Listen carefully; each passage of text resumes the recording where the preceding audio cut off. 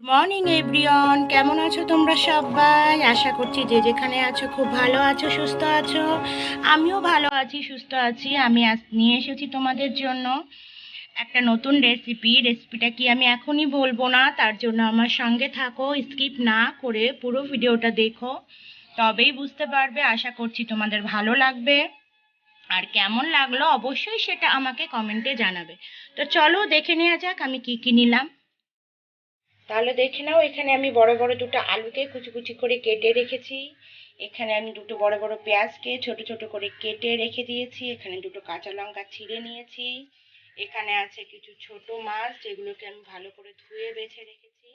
আর এখানে আমি একটা পেস্ট বানিয়ে নিয়েছি, পেঁয়াজ, আদা, রসুন, টমেটো আর একটু সাদা সর্ষের।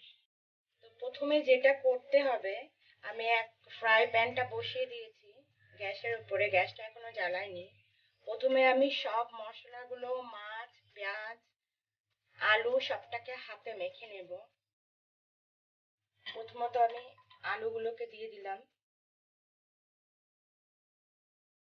এবার দিয়ে দেব ছোট মাছগুলোকে।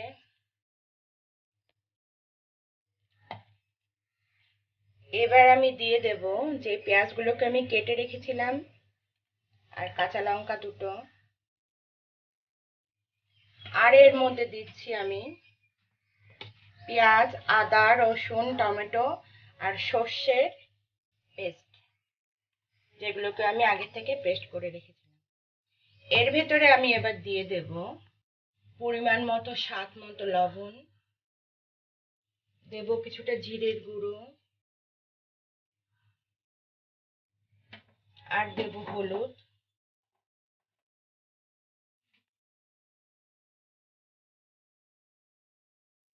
এর ভিতরে এবার দেব আমি কাঁচা তেল।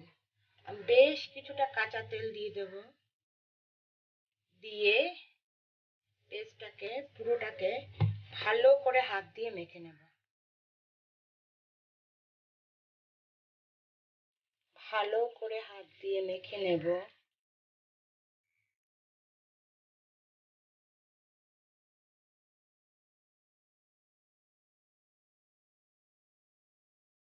খুব ভালো করে মাখা হয়ে গেছে। এবার আমি গ্যাসটাকে জ্বালিয়ে দেব। এবার আমি এটাকে ঢাকনা দিয়ে দেব। পুরোটাই ঢাকায় ভাপায় ভাপায় হবে। আমি এর মধ্যে এক্সট্রা একটুও জল দেব না। এবার আমি ঢাকনা দিয়ে দিলাম। ঢাকনা দিয়ে ফ্লেমটাকে একদম মিডিয়ামে করে দিলাম। এবার ধীরে ধীরে এটা ভাপাতে হতে থাকবে।